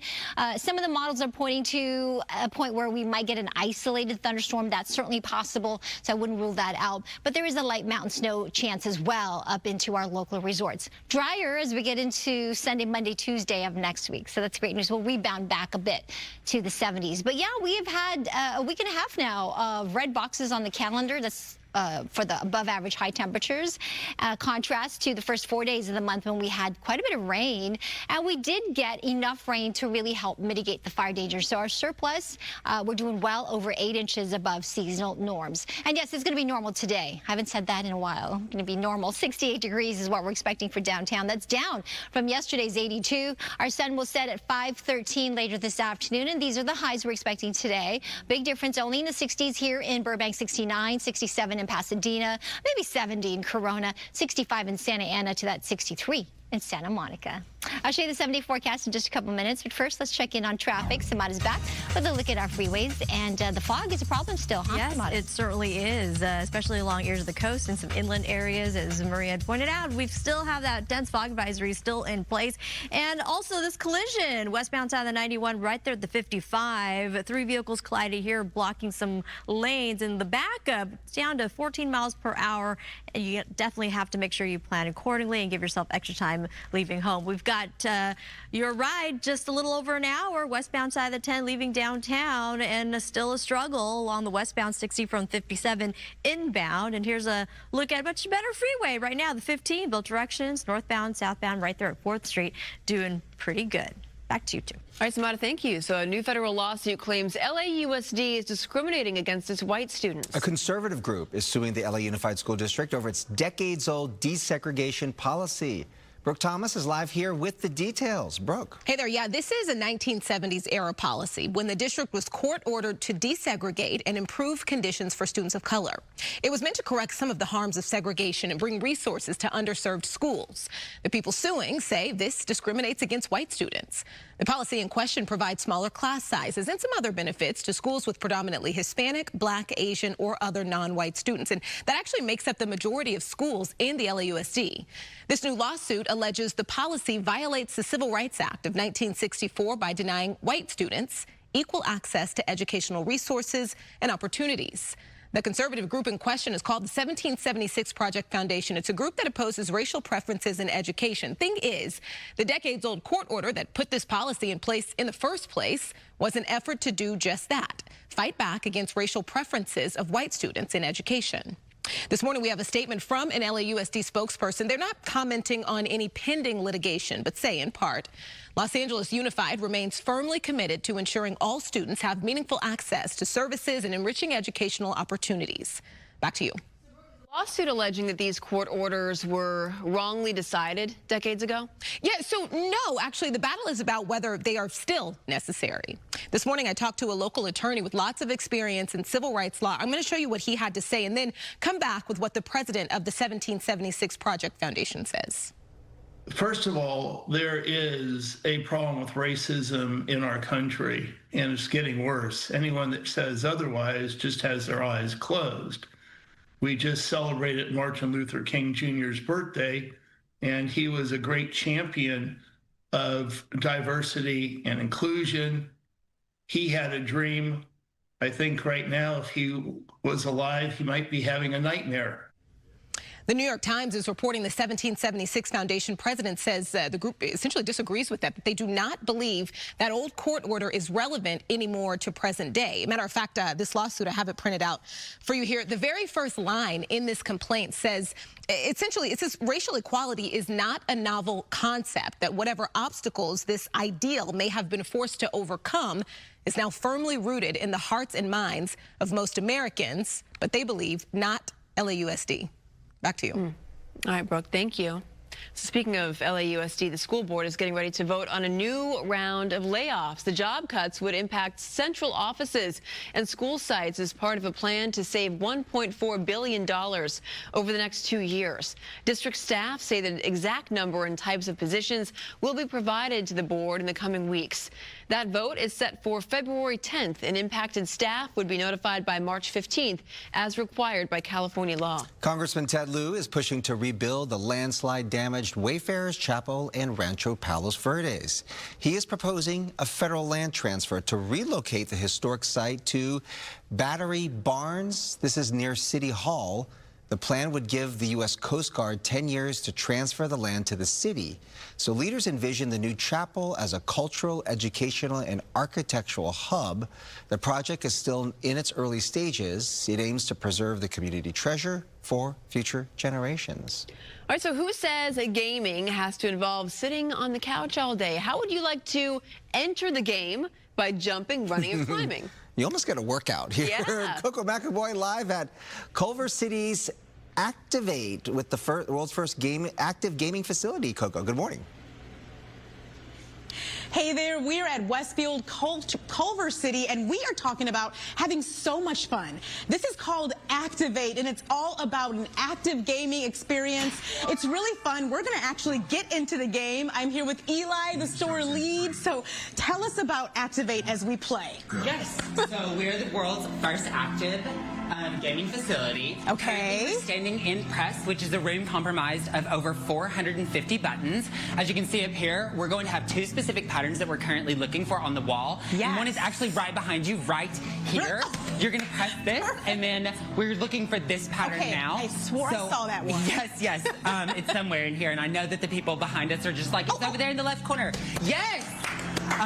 So we have a blend of rooms that are going to be some more physically interactive, like we were just standing in Mega Grid, which is one of our larger rooms. And this is going to be one of our more mentally stimulating rooms. As we all know, we've got Valentine's Day and Galentine's Day coming up. So this is a great experience to do with the people that you love, whether that be family, friends, a partner, school groups, anything to really get out of the house and get into the zone a little bit. Enter the game. If you've ever been to our website at playactivate.com, you'll see that hashtag everywhere. And I should probably stop talking long enough to find a button. You guys are really beating me. That's okay, that's okay, that's okay. It's like the different colors sometimes. If you can talk about the reaction to this, it's really stimulating. Yes, yes. This is one of our fan favorites, just simply because it's such a larger, bigger puzzle piece. And it's so fun to really get in here and start studying these patterns. It's almost stressful when you're trying to navigate it as quick as you can. This countdown is like one of the, half the time I'm staring at it trying to figure out how much time we have left, and I feel like it distracts me a little bit, but it creates that element of suspense. And it's just so much fun. Fans love this room specifically because any age range can really get in here and just run around and have a good comprehension of how to play. It's a great time. It definitely is a great time, and the thing that I love about it too is the fact that, like Eli mentioned, it's really for all ages, starting at 6 years old. For 60 minutes, of course, it's only $30, and then for 90 minutes, it's $40. Come and check it out. I'll send it back to you. We're going to keep playing this game. We're going to we're going to win this time. Wow. Just have a blast. I love it. Coco making friends over there. Yeah. It looks fun. Definitely making friends. It's addictive. Thank for sure. you. Game starts in 3. Ooh. Whoa. Ready Player One. Ooh, very ready player. Uh-huh. I would have fun over there. Coco, hold on, save me a spot. I might meet you over there, girl. Entertainment is sponsored by Yamava Resort and Casino. The Beauty is a new Ryan Murphy series premiering on FX tonight. It stars Ashton Kutcher, Anthony Ramos, Evan Peters, and more that combines money, technology, and, of course, beauty. I spoke to Ashton, Anthony, and from the stage to the screen, actor Jeremy Pope. And hey, don't hate them because they're beautiful. I'm the world's greatest advertisement for the hottest new super drug that makes you effortlessly beautiful. Hi, good day, LA. Hi, LA. Hi, guys. I wish you were here in person with me. From LA, you know, where everything is beautiful all the time, including the traffic. Do not kill my vibe. Two worlds collide here with beauty and tech. So I want to know, because Ashton, I feel like I know what your answer is going to be, but I got to know from Jeremy and Anthony. Do you know more about tech terms or beauty terms? Like, are you all into AI, or are you like, hey, I tried these eye patches and they're really good? Like, when it comes to... See, when you asked the question, I was like, they're kind of the same thing. They're one and the same to me. I made a show, I think it was like 20 years ago, called Beauty and the Geek. Richard likes attention. He's gonna act as goofy as he possibly can. I think he's still a sweetheart. You look at like Instagram trends and how something starts to trend and then all of a sudden it becomes the thing, right? Like it was like the tight pants, the really skinny pants, and then all of a sudden it's a wide leg and it is moving really fast. And it could be back to tight leg, and the cycles are getting quicker and tighter, and these trend lines are being driven by technology. And I think at one point, what was on the internet was a reflection of humanity, and now I think humanity is starting to become a reflection of the internet. I got the beauty shot! Is this real life? What's crazy is, for me, it depends on where I am in the world, because I feel like when I'm in LA, my algorithm is a lot different than when I'm in New York or if I'm in San Fran. So it's interesting because we talk about these things that are being projected onto us, whether it's what we're seeing on the TV or the ads that are popping up in between YouTube advertisement. It gets in your brain and it begins to plant a seed and grow. How far you're willing to go to have perfect glass skin. That's a thing I've been seeing on trend. Like, what serum does that? You know what I mean? And then you start to tip the line and you go, oh, well, you need this laser. And then that laser means you might need to get a facelift. And then it's like, well, how far are you willing to take it to get the glass skin? What Ashton said Profound. is so true, because I'm going to take you back 10 years ago, even longer, on Instagram. We used to take pictures of our food, right? Just because we're like, ooh, look what I'm eating today, look what I'm wearing today. Now you see food on the internet and it makes you want to go to that restaurant. You see an outfit on an influencer and it makes you want to dress like that person. The internet is starting to slowly influence us versus the other way around. That's right. So you're like locked in this. Yeah. Whatever the latest greatest is online that you're seeing, a reflection of humanity instead of the other way around. Right. Now we're reflecting what's on the internet. It's always been, though. No, because we used to dress how we wanted to and then post it for the people to like. Yes, we didn't have influencers 15 years ago. Your influencers were on TV, not on the internet. So we would see things on TV and then... Sure, or beauty magazine. Yeah, but the trends in that case lasted longer. Now it's just such a blip. I mean, a trend is just a hot flash in the pan now. Look at the Stanley Cups. If you're like going to the gym now, you have to have that. People's attention span, so sure, everything's a lot quicker. Yeah. But we still, it was all, you know, we were always victims of influenced by marketing. somebody. But we're mirroring even more now. Every little thing, to how you decorate your Christmas tree, to what water bottle you have at the gym, what leggings you wear. It doesn't stop. Yeah. There have always been trends. There have always been trends. Right. The Dorothy Hamill haircut, you brought it back. What? Not that there's anything wrong with that, right? But what? Right. We're not saying there always have been trends. It's the way we're mirroring it now. Yeah. We're mirroring the internet. Just saying it's going fast. Right. Yeah. Okay. He was right. I mean, he's right. We are now mirrors of what you're seeing on Instagram. I agree with that. It's faster. It's faster. Okay. Oh. And speaking of social media, we want to know if the U.S. should consider a social media ban for kids, while 82% of you say yes, it's necessary. Wow. Yeah, I'd have to agree. I'd have to agree. I wouldn't fight it. Yeah, that's for sure. I think Dorothy Hamill had bangs. That's the difference. I have to look up Dorothy Hamill now. I need a refresher course on this. Some people are saying, is this intentional, where it's like that one side? Yes. Of course it is. That's right. You think I looked in the mirror? I'd hope so. What was her name? Kate? Don't say it. Don't say Kate Gosselin. Don't you dare.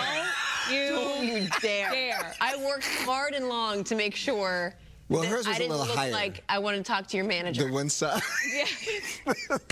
Asymmetrical. Let's be clear. No, it looks beautiful. It really does. All right, 8:55. Yelp releasing its top 100 restaurants of 2026, and 6 Southland restaurants made this list. Let's see. Let's see. In Gardena, we've got Nam Kitchen.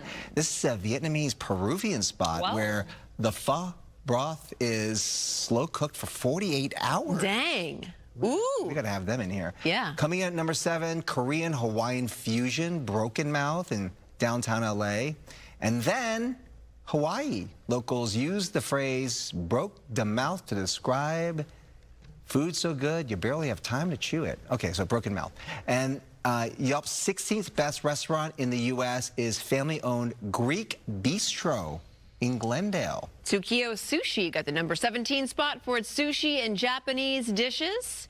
And the 19th best restaurant went to Fat of the Land in Santa Ana, and not pictured on our graphic, but still on Yelp's list is Zen Korean Grill in Temecula, and that comes in at number 22. A lot of fusion restaurants. A lot of fusions, right? Yeah. that's right. We love to see it.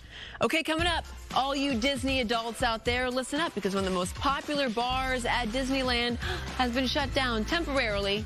We'll tell you why. Also, let's get a check of traffic with Samada. Good morning, everybody. Good Daily Traffic is sponsored by the offices of Jacob and Rodney. Call jacob.com. Unfortunately, we do have an overturned vehicle. We're going to take you up to the high country. This is going to be the Big Bear area, right there on the 38 at Gold Mountain Drive. The fire trucks are blocking lanes there, and they are trying, of course, to get that vehicle out of the roadway. Here's a look at our real-time traffic. Over an hour leaving downtown to get to Santa Monica. Give yourself 58 minutes leaving the westbound 60 from the 57 inbound. And here's a look at Orange County. This is going to be the 241 at the 91. You can see the fog, a little bit of an issue there. Here's a look at some other traffic hotspots. I looked up and just ran. Maybe we need to seek somebody who does have the expertise to be able to guide us through the process. If you're getting to an accident, You're in good hands by dealing with Jacob and Ron. call Jacob.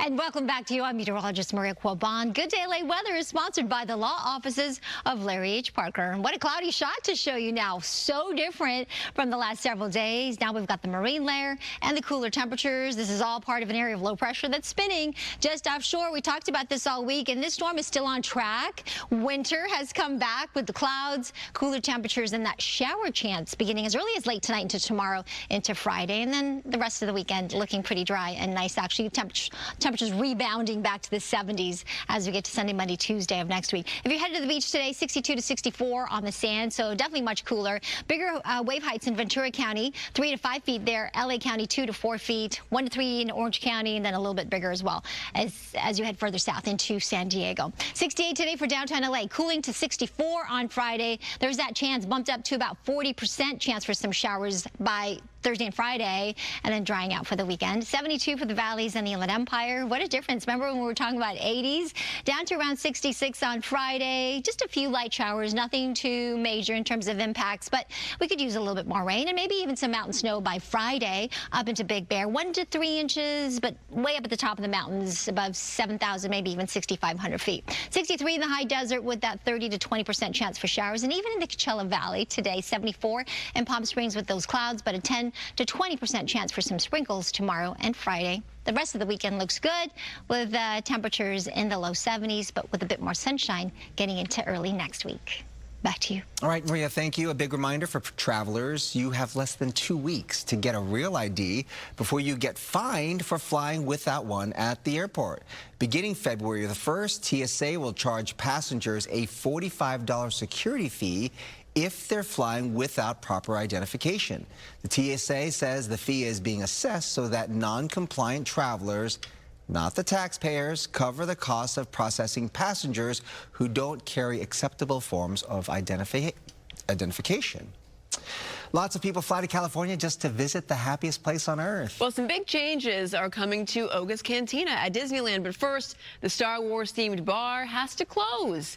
Disneyland shut down the Cantina yesterday, and it will stay closed for at least 6 weeks for a major refurbishment. Updates include new music and ties to an expanded Star Wars timeline. The new timeline will debut April 29th. Oga's Cantina opened in 2019 and was the first spot in Disneyland to serve alcohol outside Club 33. It was designed to be reminiscent of the Mos Eisley Cantina. Okay. Yeah. In the original 1977 Star Wars movie, while still retaining its own unique character. I was told you used to have a reservation to go in there, but then like now you could just walk in. Really? Yeah. It looks really cool. I've never been. It does look cool. Pretty authentic. All Mm-hmm. right, this is also exciting. Disneyland celebrating the Lunar New Year of the Horse with a festival and special food and drink. Starting Friday through February the 22nd, a Chinese, Vietnamese, and Korean-inspired menu of items will be available at both Disneyland and California Adventure. The parks are bringing back some fan-favorite dishes, including new ones like tteokbokki, 5-spice popcorn chicken. Ooh. And coconut pandan donuts. Looks good. Mm-hmm. So whether it's class trips, band events, sports events, or something else, it seems like there are all kinds of fundraisers out there for kids, right? And a lot of the time, the parents are bringing the stuff into the office to sell. Well, some people are happy to help, but some coworkers can be uncomfortable being approached about that kind of stuff. So an etiquette expert from the Protocol School of Texas has some tips, including not approaching colleagues. They say instead, take a more subtle approach, like a flyer in the break room. Also keep in mind, some people may have their own kids' fundraisers to worry about and might not be able to give. Also, avoid overkill, bombarding people with emails, social media posts, and the like. They say to also make sure to say thank you to those who contribute, since manners go a long way. Please and thank you.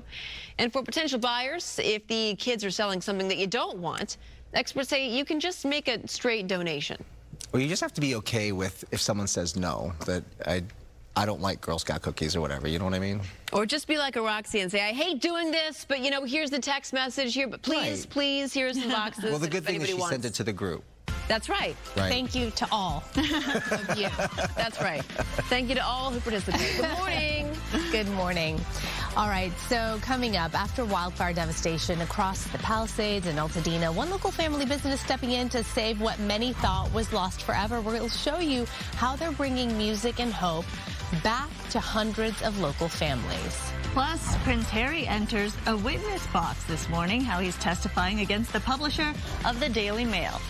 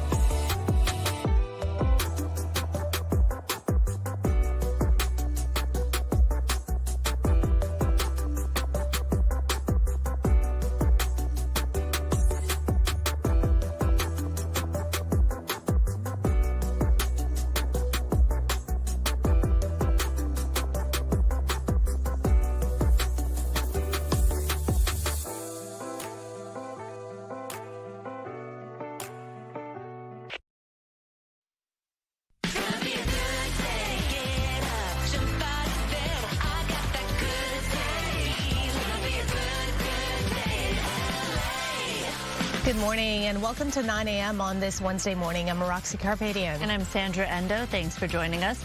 Let's take a look at today's headlines. PG Graciette live in North Hollywood, where a firefighter has been arrested on the suspicion he murdered his wife. We're live. Plus, President Trump taking center stage at the World Economic Forum in Switzerland. What he's saying about his goal to acquire Greenland and his comments on California. And Fox sitcom Animal Control is back with season 4. One of the stars is joining me in a few minutes to talk all about it. You don't want to miss it. But first, Maria, let's check in on the weather. Yes, the weather has changed. Maybe you noticed if you were out and about last night. Temperatures are cooling down as a result of this onshore flow. So winter's back. Summer's going bye-bye now as we feel that sea breeze that's cooling us down. We also have some dense fog out there along with the cloud cover in that marine layer. So the fog impeding some of that visibility. So visibility down to a quarter mile or less in some areas. And we still have that dense fog advisory in effect for another couple minutes and then it'll be gone. 55 in downtown LA right now. Same for Santa Ana, 57 in Santa Monica. It's 45 in Victorville.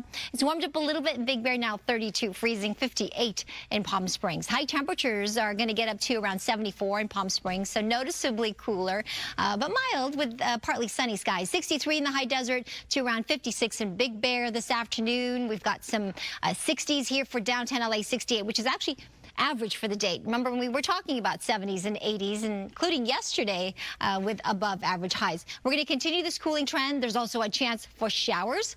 I'll show you all those details when I come back. Back to you. We do some breaking news right now out of Willowbrook. We're getting reports of a shooting involving an officer with the Department of Homeland Security. This right here is a live look at what's going on there. The LA County Sheriff's Department says it happened around 7:20 this morning. We're also told a DHS agent task force was conducting an operation in pursuit of a vehicle that crashed in the 2400 block of 126th Street. Then agents went in to detain the suspects. Shots were fired. However, that individual was not hit. We're working to learn more information about this incident, and we will keep you updated on air as well as online on foxla.com. And to more breaking news right now, the body of a woman has been found in North Hollywood. Let's go to Gigi right now, live in North Hollywood with more on this exclusive information. Gigi. That's right. We start off with breaking news. Police now confirming that a suspect in the murder of this woman has been arrested. He is her husband, and he's identified himself as a Glendale City firefighter. Now, take a look behind me. We're on Satsuma, the 5600 block, just north of Burbank Boulevard. And in one of those units in that pink complex, the scene is actually behind the house you are looking at right now. The body of that woman was found early this morning, but the story actually starts several miles from here at LAPD's Northeast Station. That is where sources tell me a firefighter flagged down passing police officers in front of the police station and asked them to do a welfare check on his wife here in North Hollywood, claiming he had been unable to reach her, even though he wasn't all that far away. Officers responded here, and they found what has been described as a gruesome and bloody scene. A woman in her 40s found bludgeoned to death. The weapon that they believe was used to kill her, an axe, is still inside the unit where her body was found. Meanwhile, somehow in talking to that firefighter, he apparently admitted that he had killed her. He was originally detained for questioning, but we can confirm that he has now been arrested. He remains at LAPD's Northeast Station. Again, he is still being questioned by homicide detectives. They tell me they have not confirmed with Glendale City that he is indeed an active firefighter, but he did identify himself as one. Again, a woman found bludgeoned to death inside her North Hollywood home. She is in her 40s. Police believe the murder happened sometime last night or early this morning. The woman's husband, who's identified himself as a Glendale City firefighter, has now been arrested for her murder. We'll have much more coming up on this breaking news story here in North Hollywood. For now, I'm Gigi Graciette live. I'll send it back to you. Wow, the gruesome details there. Gigi, the first thing that goes through my mind is, was there anyone else at home? Do we know if there are children involved? That was one of my first questions, too. I'm so glad you asked that, Roxy. We're told there are no children. Thankfully, there were no pets inside, just the woman's body. And it's worth mentioning now that detectives have been telling me recently that they're seeing a very disturbing uptick in cases of domestic violence. And they do believe this is just another domestic violence case in that same uptick. So tragic. All right, Gigi. Terrible to hear that statistic. All right, Gigi, thank you. We'll check in with you later coming up to see what more we learn about that case. Meanwhile, over in Woodland Hills, armed suspects are on the run, that is, after this home invasion. So scary. Police say it happened late last night on Irwin Street. Two elderly residents in their 70s, they were held at gunpoint while the suspects stole cash and jewelry. There were at least 3 suspects. Investigators say they may have been targeted because the homeowner is well known when it comes to the antique business. Police have not released a description of the suspects. Today marks 3 years since the deadly mass shooting in Monterey Park. 11 people were killed and 9 others injured at the Star Ballroom Dance Studio on the eve of Lunar New Year. After the 72-year-old shooter fired off dozens of rounds inside the club, he drove to a second location where he was disarmed by a community hero. The next day, the shooter died from a self-inflicted gunshot wound during a standoff with police in Torrance. The deadly tragedy is LA County's deadliest shooting. Yesterday, the LA County Board of Supervisors approved a motion by Chair and 1st District Supervisor Hilda Solis aimed at strengthening mental health services for Asian American and Native Hawaiian Pacific Islander residents. The motion also proclaims today is Monterey Park Tragedy Day of Remembrance in honor of the lives lost and those impacted by the shooting. The annual Greater LA Homeless Count continues tonight. That's right. Mario Ramirez standing by in East LA with more on what the volunteers will be doing this evening. Hi there, Mario. Sandra, Roxia, good morning. The last 2 years the count was done. Well, the numbers show that homelessness is down, but the people we spoke to here in East LA say they don't agree. It might depend on the area, but as for this encampment here near the 5 freeway and Lorena Street, the unhoused say that's not how they feel, and some here have lived on the streets in this neighborhood for years.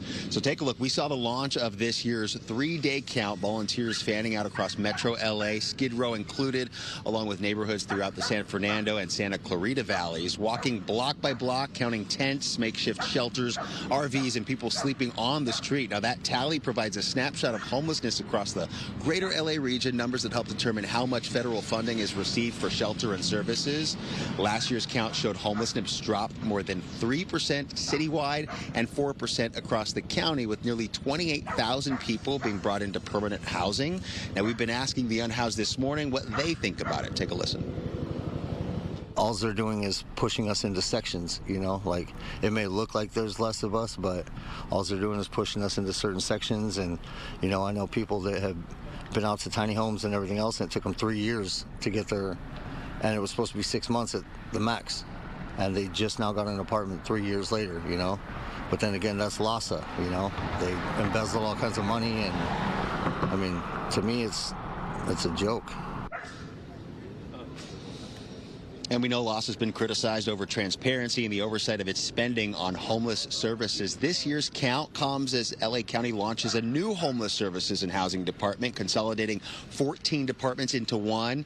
They're aiming for more direct control and accountability. Meanwhile, coming back out here to our live shot, we're told more than 40 of the unhoused lived in this area or live currently in this area in the span of just a few blocks. Volunteers, we can tell you, will be focused today on East LA and the San Gabriel Valley. The count wraps up tomorrow, and typically results are released in late spring or early summer. For now, live in East LA this morning, I'm Mario Ramirez. Back to you. All right, Mario, thank you. New this morning, Israeli Prime Minister Benjamin Netanyahu says he has agreed to join President Trump's Board of Peace. The board, which is chaired by President Trump, was originally meant to be a small group of world leaders overseeing the Gaza ceasefire plan. The president has since extended invitations to dozens of nations. The UK, Russia, and European Union have yet to respond to them. Netanyahu accepted the position, but it comes after Israeli forces demolished a United Nations Refugee Agency compound in East Jerusalem and fired tear gas at a Palestinian trade school. Israel claims the UN supports Hamas militants, which the UN denies. And now to developing news. President Trump this morning is once again talking about taking over Greenland. The president delivered the keynote address at the World Economic Forum in Switzerland, which lasted about 90 minutes. He said repeatedly that the U.S. was in the best position to control Greenland and blasted most of Europe for opposing the idea. However, President Trump did say he would not use force to acquire the country. He continued his insistence at taking control of the world's largest island. United States alone that can protect this giant mass of land, this giant piece of ice, develop it and improve it and make it so that it's good for Europe and safe for Europe and good for us. And that's the reason I'm seeking immediate negotiations to once again discuss the acquisition of Greenland by the United States. Tensions between the U.S. and European countries are also rising over President Trump's threats to impose tariffs on those countries opposing the U.S. acquisition of Greenland. Governor Newsom is in Davos, Switzerland right now for the annual World Economic Forum, and he's getting involved in the back and forth between President Trump and Europe. He's telling European leaders to stand up to the president and his threats to take over Greenland. This complicity, people rolling over. I should have brought a bunch of knee pads for all the world leaders. I mean, handing out crowns and this is pathetic. Nobel Prizes, they're being given away. I mean, it's just pathetic. And I hope people understand how pathetic they look on the world stage. I mean, at least from an American perspective, it's embarrassing. Newsom there referencing Venezuelan opposition leader Maria Corina Machado giving her Nobel Peace Prize medal to the president. Today, President Trump didn't directly respond to Newsom's statement, but he did have this to say. I know Gavin was here. I used to get along so great with Gavin when I was president. Gavin's a good guy. We did help them a lot in Los Angeles, a lot with the early in my term when they had some problems. But we would love to do it. I will say this, if I were a Democrat governor or whatever, I would call up Trump. I'd say, come on in, make us look good. President Trump claims his administration's crackdown on immigration is helping local governments by cutting crime down to, quote, nothing. However, thousands of Americans don't see it that way. Yesterday, protests erupted across Southern California as part of the Free America walkout. The demonstrations mark the start of President Trump's second year in office. All right, a lot more coming up on Good Day LA, but first, a check of traffic.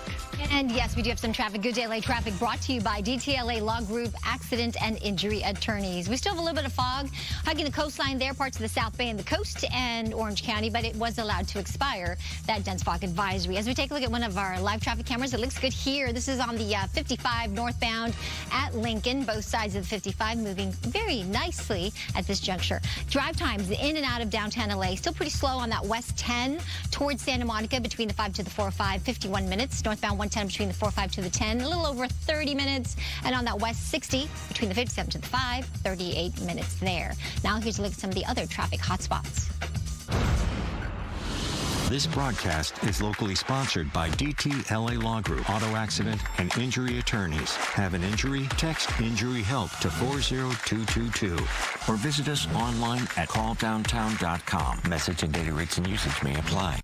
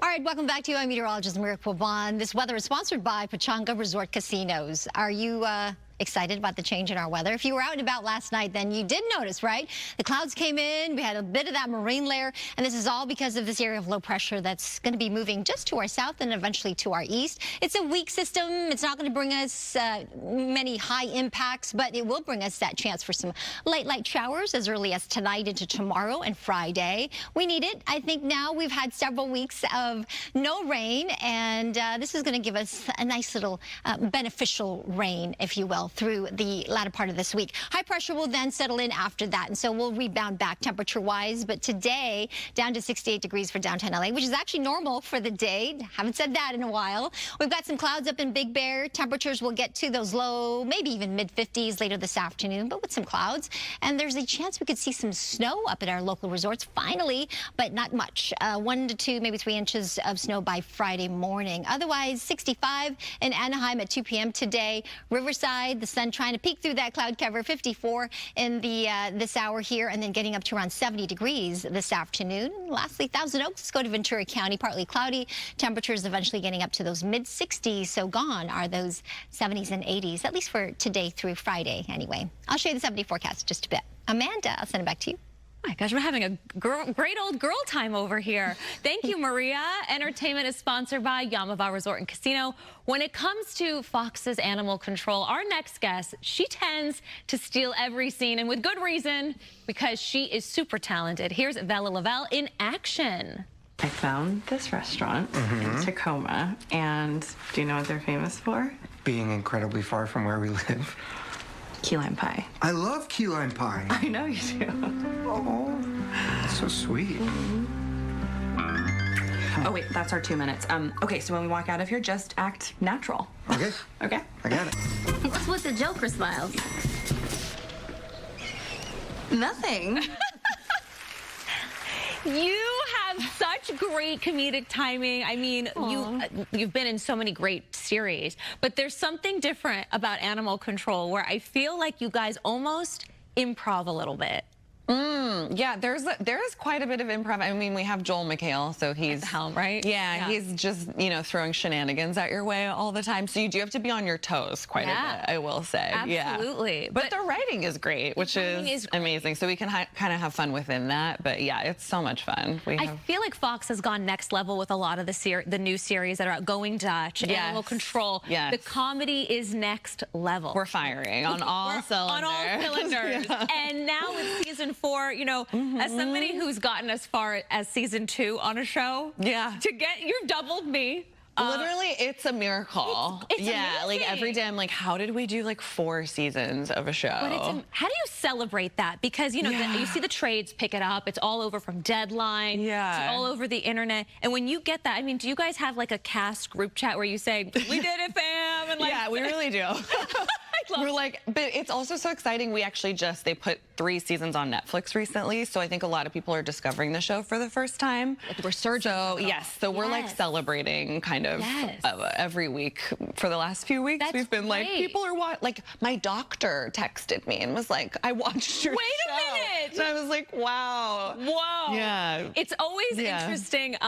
And I love that you shared that because I went to a doctor recently and I was done with my appointment and I was getting dressed, putting my clothes back on. And I go out and then there's 3 nurses waiting in the hallway and they go, we watch you every morning. That's thank you for telling me after I got dressed. Yeah. That's, thank you for the thank you for the timing. Yes. On that. Did your doctor tell you after you got dressed, before, during? Yeah, I think it was after the labs. Yeah. The lab. I was like, you know my blood work, you know I'm iron deficient, and you've seen season 1 of Animal Control. And you know where to catch me on Thursday night. Yeah, exactly. Yeah. Speaking of doctor, though, huge congratulations is in order for you. You shared such beautiful news on social media. I think we have a photo of you announcing your pregnancy. Yes. It was so beautiful the way you had belly art. Wait, I think we have that photo. Do we? Yes, we do. Oh, yeah. Yes, we do. This is a beautiful way to announce it. And tell me about the belly art of it all, because that's beautiful. Actually, my best friend is, I don't know what to call it. She was really into birth art, I guess, is a thing. Like, she loves drawing. I love that. Pregnancy and everything. My best friend from home in New Mexico, and so she flew out for my baby shower and was like, we should do a belly art situation. So she actually just drew with, like, I think it's like eyeliner or like makeup. She's very talented. And she did it in about 1 minute, and then her daughter drew the smiley face on my belly. Oh my goodness. Listen, if we have people called doulas, we need friends called doodlas. Yes. Doodla. You heard it here first. We're going to create a doodla. Yes. She's going to do that art. How was your shower? I just went to a baby shower myself. How was your shower? Was it themed? Was it intimate?